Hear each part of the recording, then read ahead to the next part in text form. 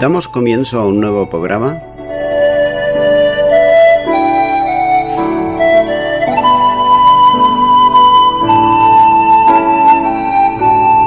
Servidores de Dios. Quien te habla es Manuel Cornejo.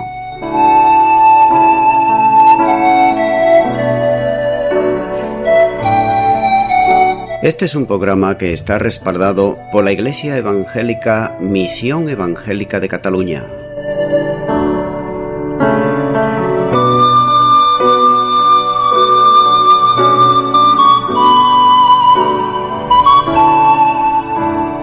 Estamos situados en la ciudad de Sabadell, en la avenida Matadepera número 239.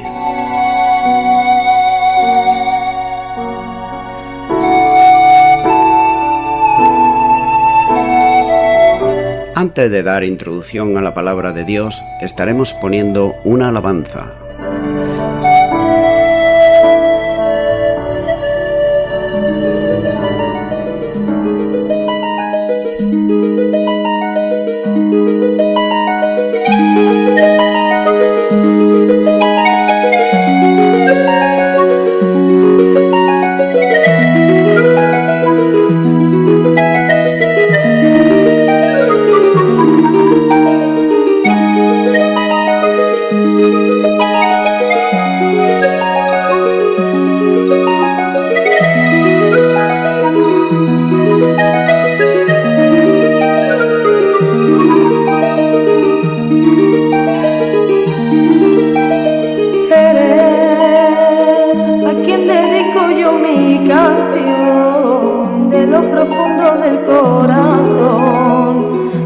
Confesar que eres amor, eres fortaleza en debilidad, salud también en la enfermedad, sin ti yo no puedo caminar, porque yo Señor te quiero, porque sin ti no puedo, si no estás conmigo. Yo Señor merezco, y en el pasado he fracasado y tú me has dado tu amor. Mis pecados has borrado a través de tu perdón, y ahora que vivo a tu lado me siento mucho mejor. Me has dado amor, me has dado amor, Jesús me da consolación. Me has dado amor, me has dado amor, Jesús me da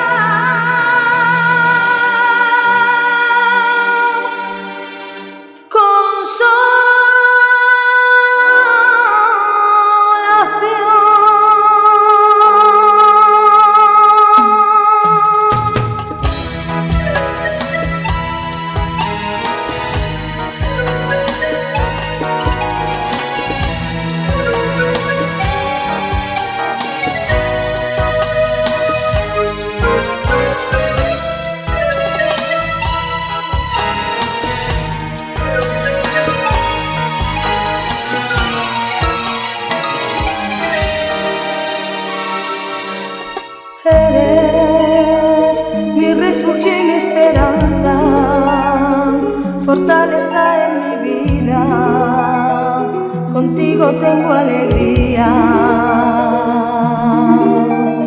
Eres como un manantial de aguas, donde yo sacio mi sed, en ti Señor confiaré.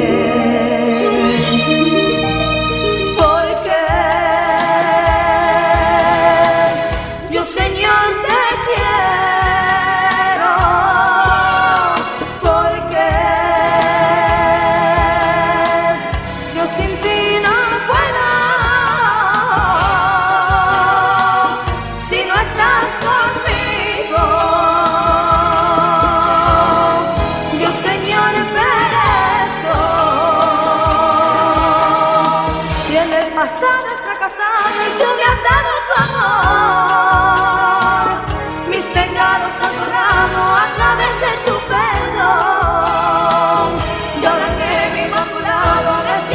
mucho mejor. Me has dado paz, me has dado amor, Jesús me da consolación. Me has dado paz, me has dado amor, Jesús me da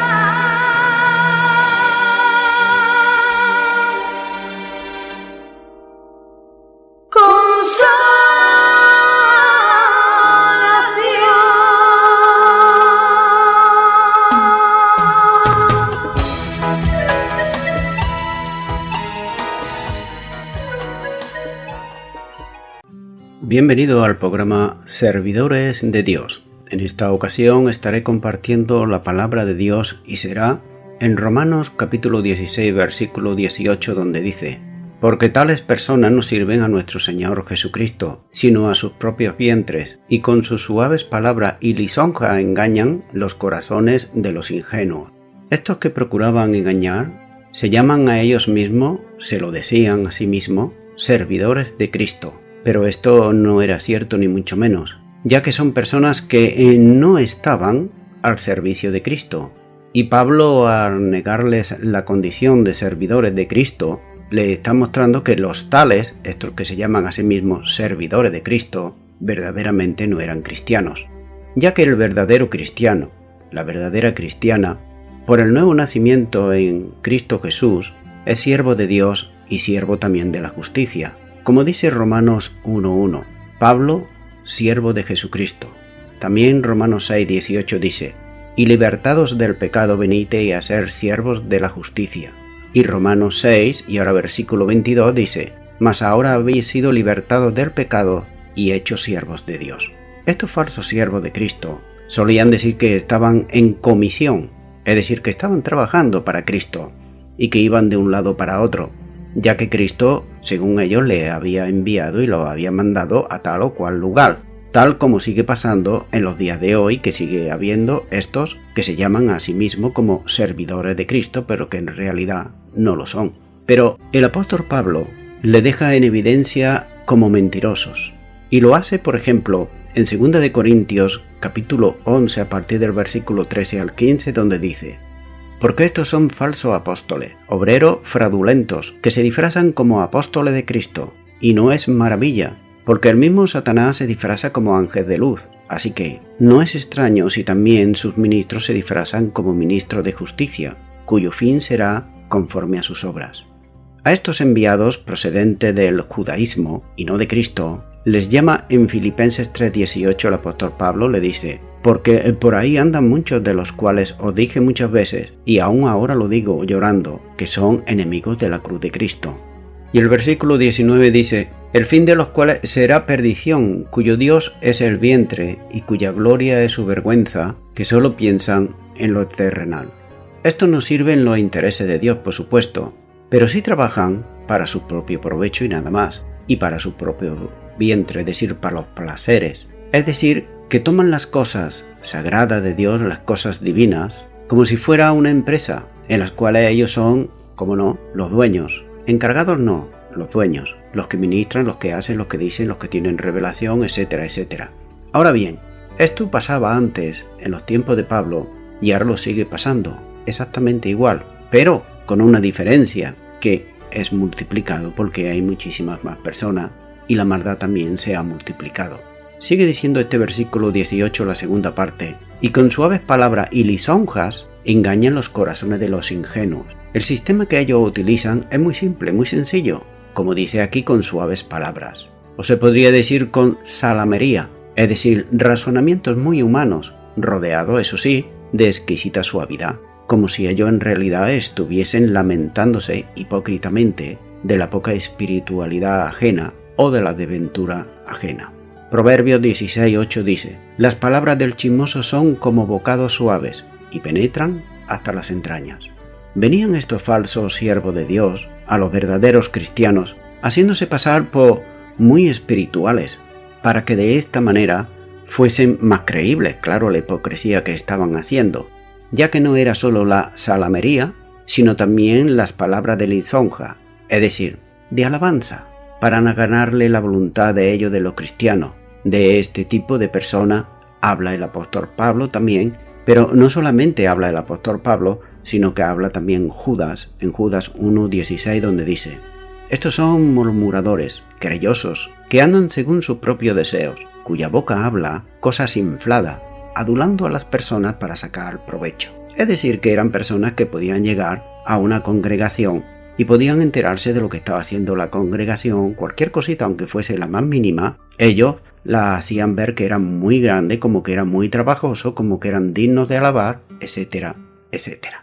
Por tanto, vemos que pueden arrastrar la voluntad, pero la voluntad de quién arrastra en la congregación, naturalmente de los ingenuos y de los bebés espirituales. En realidad ellos no están ayudando a nadie, salvo a sí mismos. Aunque pretendan hacerlo, son embaucadores, porque se alejan de la gente, de la plenitud de la salvación en Jesucristo. Eso les trae sin cuidado. Ellos miran otros intereses, como hemos visto, los intereses de su estómago, del vientre. Por tanto, son los corazones de los simples, de los confiados, de los ingenuos, de los crédulos, los que son descarriados por estos charlatanes, que más bien muchas veces parecen como charlatanes de feria. Continúo con Romanos 16, ahora versículo 19, donde sigue diciendo la palabra de Dios. Porque vuestra obediencia ha venido a ser notoria a todos, así que me gozo de vosotros. Pero quiero que seáis sabios para el bien e ingenuos para el mal. Después de dar una seria advertencia contra los falsos maestros no regenerados, Pablo amonesta a los romanos en cuanto a sus responsabilidades, hacia el bien y hacia el mal. Él destaca primero su fidelidad. Ellos no habían sucumbido ante la enseñanza falsa, ya que dice, el apóstol, vuestra obediencia ha venido a ser notoria a todos. Ya hemos visto que los romanos eran famosos por su fe, como dice Romanos 1:8, donde hay fe siempre, también habrá obediencia, como nos dice Hebreos 11:8, por la fe Abraham obedeció. El mejor antídoto contra las enseñanzas falsas es obedecer simplemente la palabra de Dios. Su obediencia causaba que Pablo estuviera contento y se gozaba en ellos.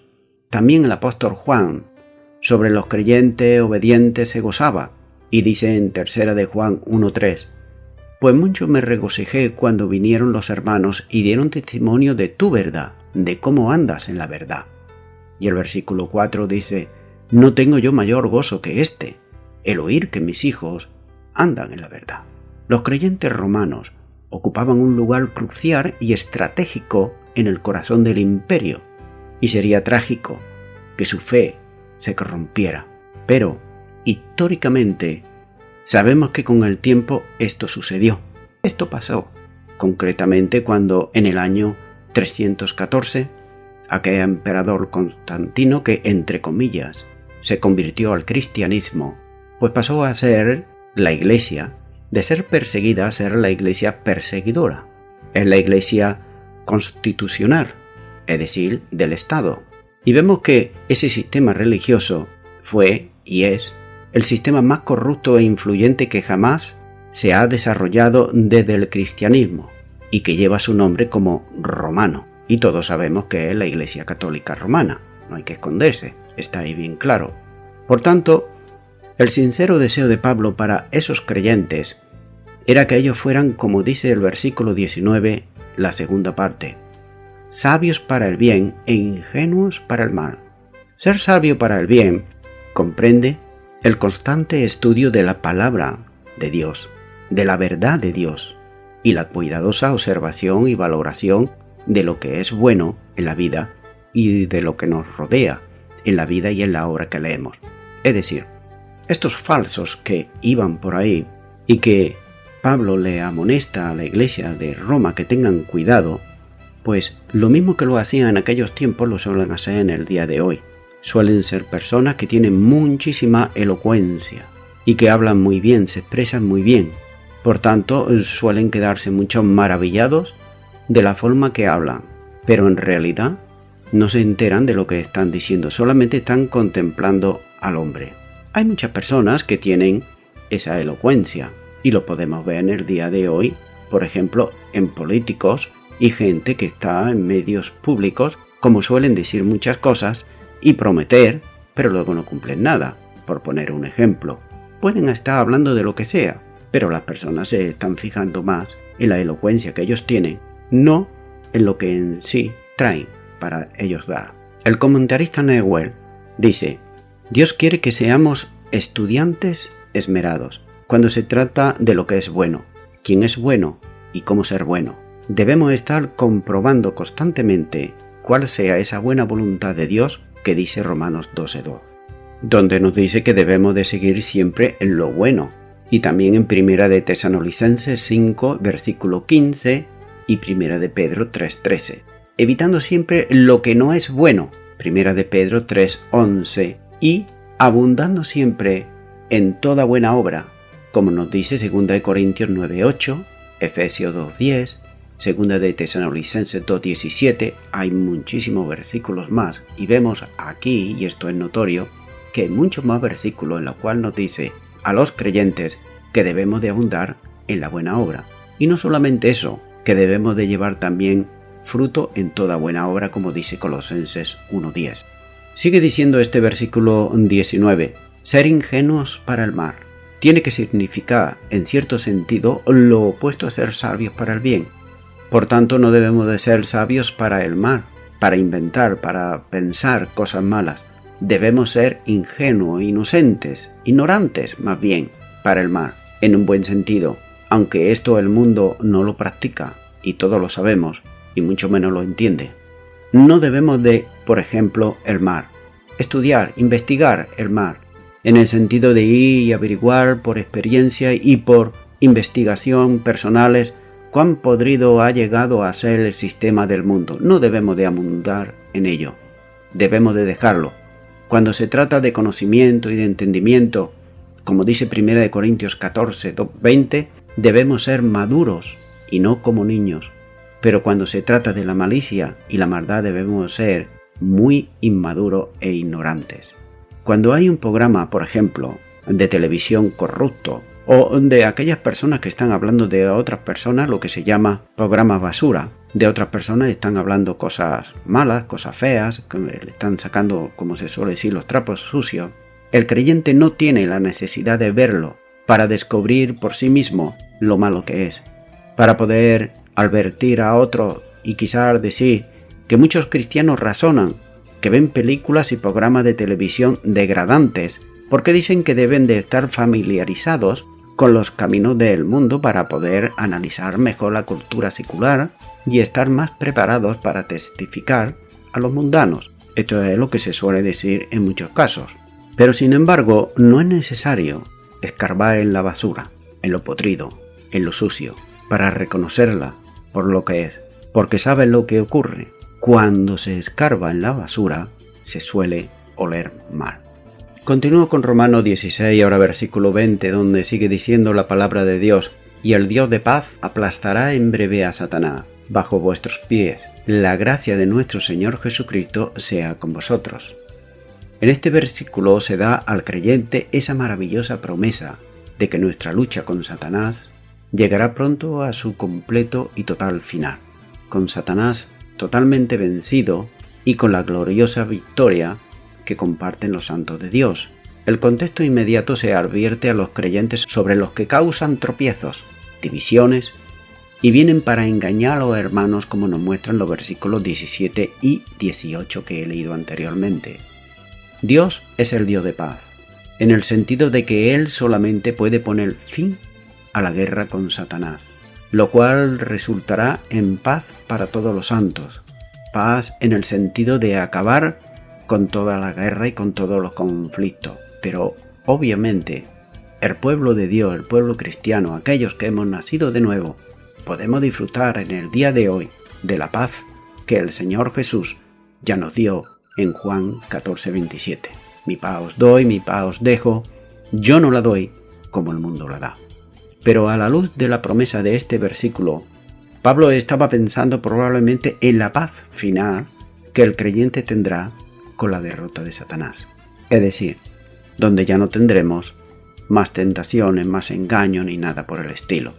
Y vemos que esa derrota precisamente empezó ya, y empezó en la promesa que se refiere directamente a Génesis 3:15, donde se nos dice que la simiente de la mujer, es decir, Cristo, heriría o aplastaría la cabeza de la serpiente, es decir, un golpe fatal, y que Satanás heriría o golpearía el calcañar de Cristo en la cruz del Calvario.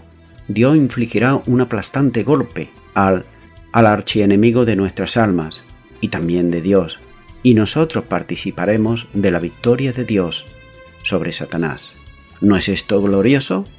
Versículo 20, la segunda parte sigue diciendo: la gracia de nuestro Señor Jesucristo sea con vosotros.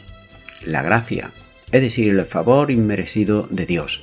Aquí dice nuestro, y no solo Él, como en 1 Corintios 16:23, la gracia del Señor Jesucristo esté con vosotros, dice, sino que dice nuestro.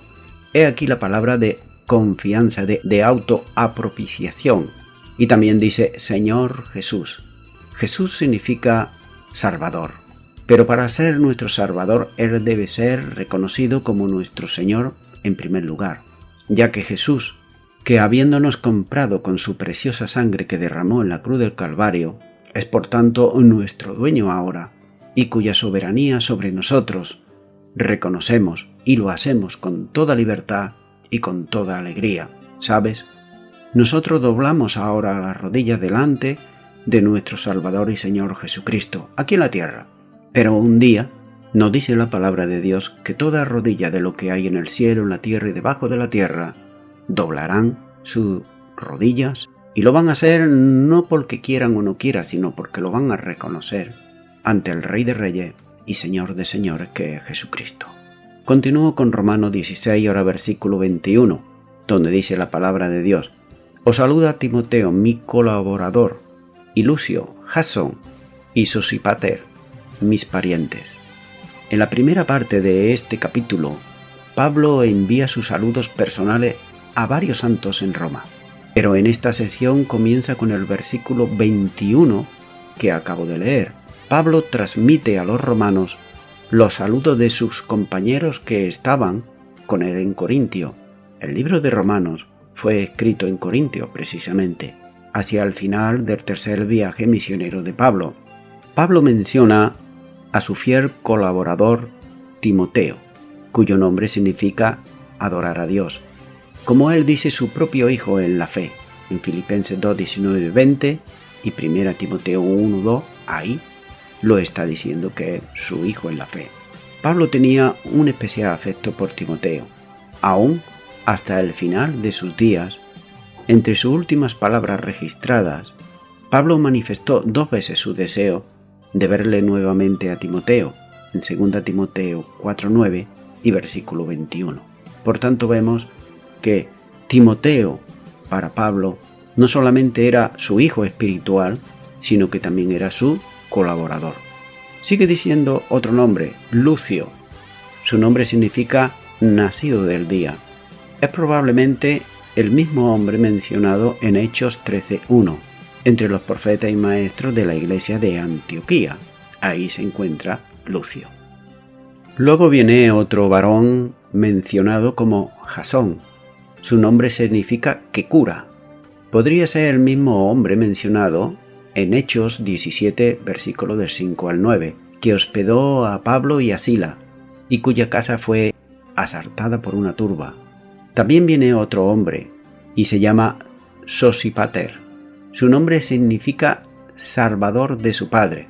Puede ser el mismo hombre, llamado en la Biblia también Sópater, en Hechos 20, versículo 4 al 6, y si así fuera esto, él era uno de los nobles de Berea, de Hechos 17, versículo 10 al 12. Se dice de los últimos 3 nombres mencionados en el versículo 21 que eran parientes de Pablo, indicando también que eran compatriotas suyos, es decir, judíos. Continúo con Romanos 16, ahora versículo 22, donde dice: yo Tercio, que escribí la epístola, os saludo en el Señor. Su nombre significa tercero. El saludo ahora es para amanuense, que escribió la epístola al distado de Pablo. Pablo habló tal como fue movido y llevado por el Espíritu Santo. Tercio, ¿qué es lo que hizo? Pues simplemente escribir, registrar o transcribió con exactitud todo aquello que Pablo le iba diciendo. Pero aquí Pablo permitió a Tercio hablar por sí mismo y enviar saludos a los romanos.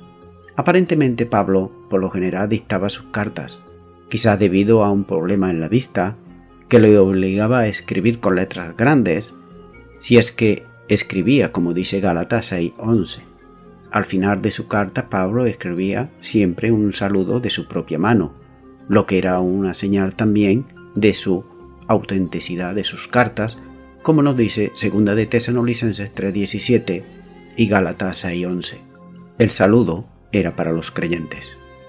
Continúo ahora con Romanos 16, versículo 23, donde dice: Os saluda Gayo, hospedador mío y de toda la iglesia. Os saluda Erasto, tesorero de la ciudad y hermano de Cuarto. Habla en primer lugar de este hombre Gayo, nombre derivado del latín Gallo.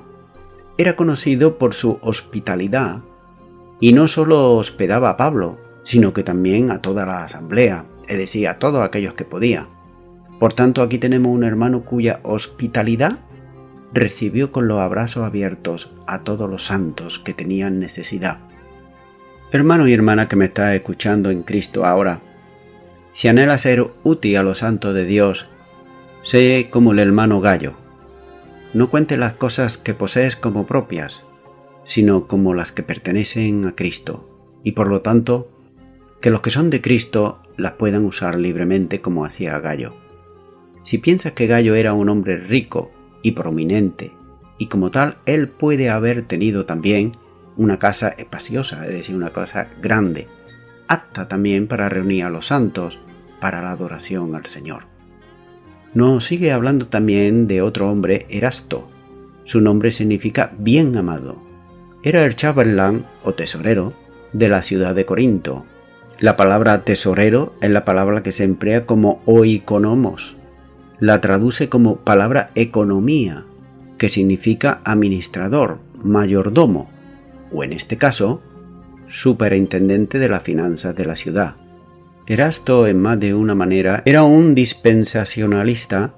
Él estaba encargado de las finanzas de la ciudad y, lo más importante, como creyente, él estaba encargado de la responsabilidad de manifestar y exhibir también a todos los demás de la ciudad la gracia de Dios, como dice Efesios 3:2. Por tanto, Erasto era un hombre de elevada posición y tenía influencias políticas, y como tal él tenía la oportunidad de ser un excelente testimonio ante los dirigentes de esa ciudad. Y esto también debe de movernos a nosotros en cualquier área que estemos de nuestra vida, trabajando o sirviendo, que brillemos para Cristo, donde quiera que Dios nos haya colocado, sea alto o sea bajo. Nos habla también de otro hombre de Cuarto, versículo 23. Este hombre puede no haber sido una persona prominente, pero él era el hermano amado en Cristo. Pablo envió sinceros saludos de Cuarto a los romanos. Cuán agradecidos debemos estar que Cristo no se avergüence de llamarnos a nosotros hermanos, sea nuestra posición alta o sea nuestra posición baja. Él nos llama a nosotros hermanos, como dice Hebreos 2:11. Cuarto fue el último de los compañeros de Pablo que envió saludos. Continúo con Romanos 16:24, donde dice: La gracia de nuestro Señor Jesucristo sea con todos vosotros. Amén. Pablo da la bendición final, muy similar a la que está escrita en el versículo 20. Sin embargo, algunos manuscritos omiten este versículo. Por ejemplo, la Biblia textual lo omite. La Reina Valera 1989 también lo omite. Y también la Biblia al Día lo omite y otras más. Por tanto, se deja ahí y vemos que dice que la gracia de nuestro Señor Jesucristo sea con todos vosotros. Amén. Continúo ahora con Romanos 16:25, donde dice la palabra de Dios: Y al que puede confirmaros según mi evangelio y la predicación de Jesucristo, según la revelación del misterio que se ha mantenido oculto desde tiempos eternos. Dice la primera parte de este versículo 25, y al que puede confirmaros según mi evangelio y la predicación de Jesucristo. Varios de los conceptos que fueron introducidos al comienzo de Romanos 1, versículo 1 al 11, y especialmente 1 del 1 al 5, vuelven a aparecer aquí. Y también en Romanos 16, versículo 25 y 26, tales como nos dice aquí en Romanos 1:11, porque deseo veros para comunicaros algún don, a fin de que seáis confirmados. También aquí Pablo se refiere a un fortalecimiento espiritual y a la comunión de algún don carismático especial, tal como el hablar en lengua o quizás otro. Dice, según mi evangelio, tal como lo hizo ya en Romanos 2:16, que dice que en el día en que Dios juzgará por Jesucristo los secretos de los hombres conforme a mi evangelio. Y en 2 de Timoteo 2:8. También aquí Pablo tiene derecho de describir las buenas nuevas como mi evangelio, ya que le había sido revelado especialmente a él por el mismo Señor Jesús, y porque él, Pablo, lo amaba, lo proclamaba e intentaba por la gracia de Dios demostrar su efecto en su propia vida. Esto es muy importante y muy interesante para cada cristiano en todas las épocas y especialmente en el día de hoy, ya que no solamente hay que creer en el Evangelio, sino que hay que amarlo y hay que vivirlo. Versículo 25, la segunda parte dice, según la revelación del misterio que se ha mantenido oculto desde tiempos eternos. Los misterios de Dios son revelados en toda la plenitud de su hermosura en las epístolas de Pablo.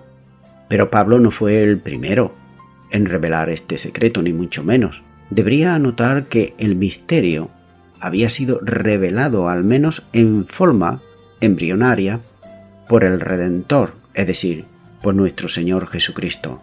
Esto se ve específicamente en los misterios de Mateo capítulo 13 y en el discurso del aposento alto, y también de Juan capítulo 7 al capítulo 17. Y voy a poner 7 ejemplos. Por ejemplo, el primero, el misterio de la Iglesia. Fue anticipado en Mateo capítulo 13, versículos 45 y 46. El segundo, el misterio de Cristo en vosotros, que se encuentra en Colosenses 1:27 y fue anticipado también en Juan capítulo 14, versículo 20 y capítulo 17, versículo 23. El tercero, el misterio de la unidad de Cristo y su Iglesia, que lo encontramos en Efesios 5, versículos 31 al 32, y fue anticipado en Juan capítulo 17, versículos 21 al 23.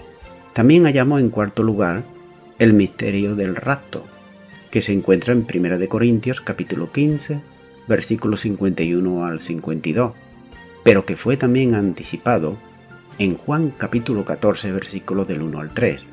En quinto lugar vemos el misterio del estado presente de la nación de Israel, que está en Romanos capítulo 11, versículo 25, pero que fue anticipado en Mateo 13 y versículo 44.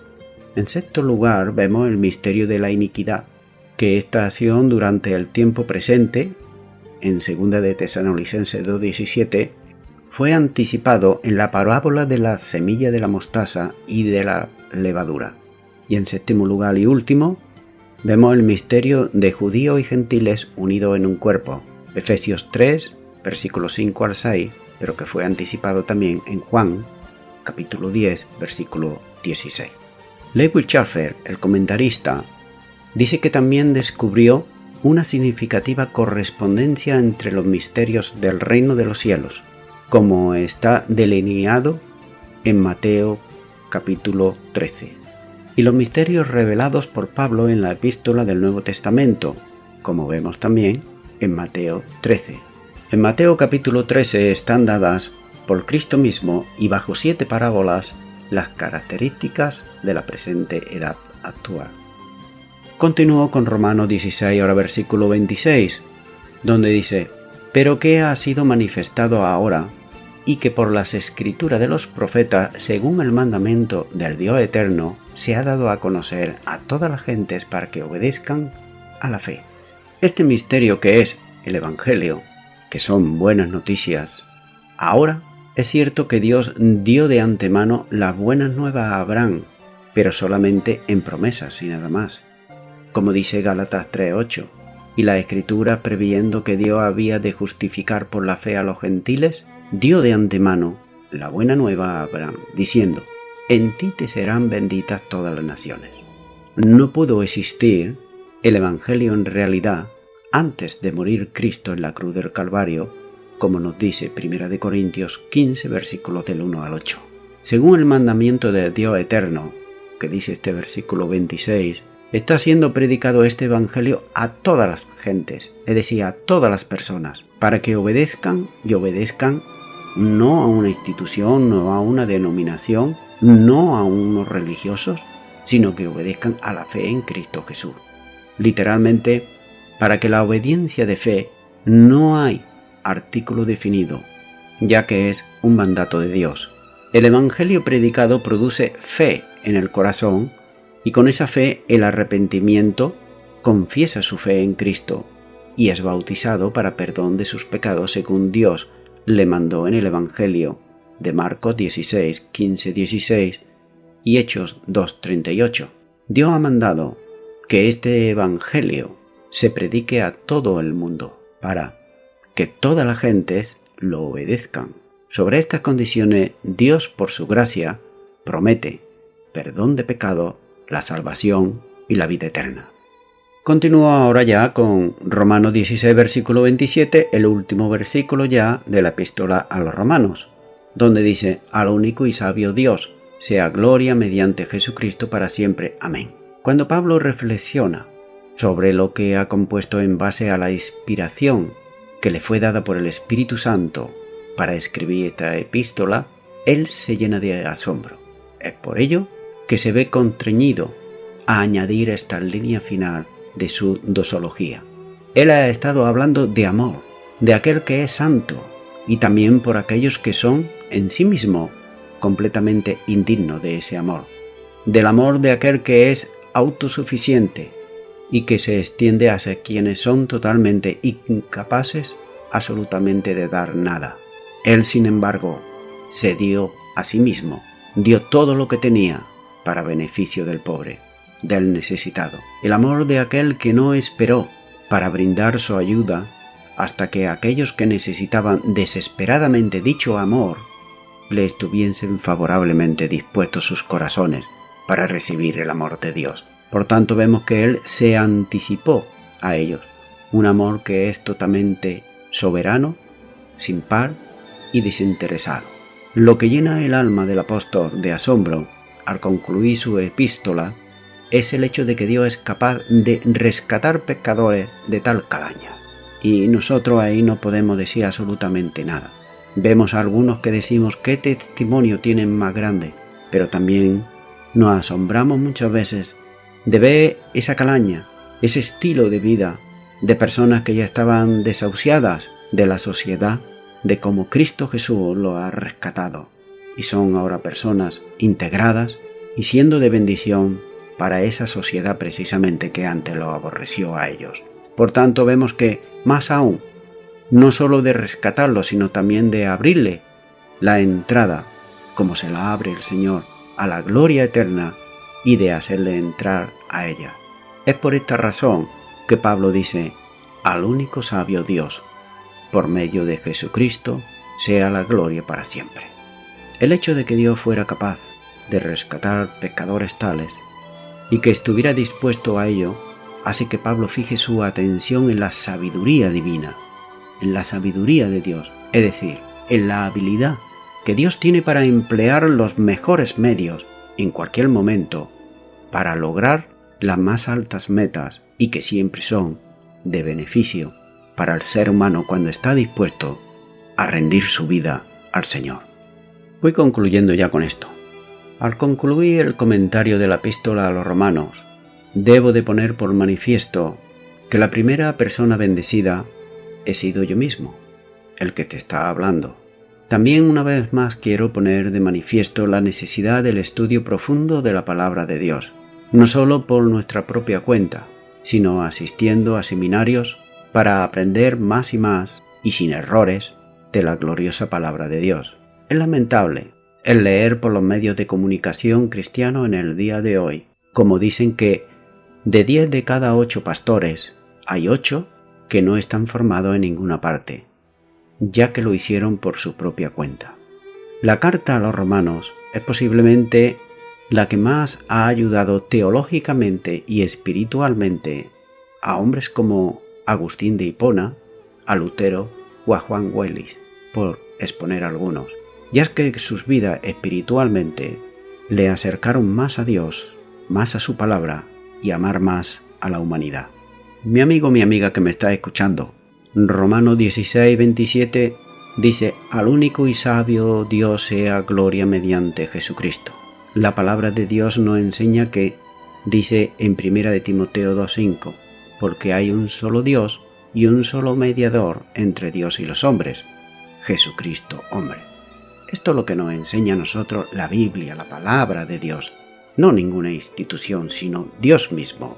Si aún tú no te has reconciliado con Dios mediante Jesucristo, ahora puedes hacerlo. Y puedes reconciliarte con Dios pues haciendo una oración conmigo y repitiendo una muy fácil oración conmigo.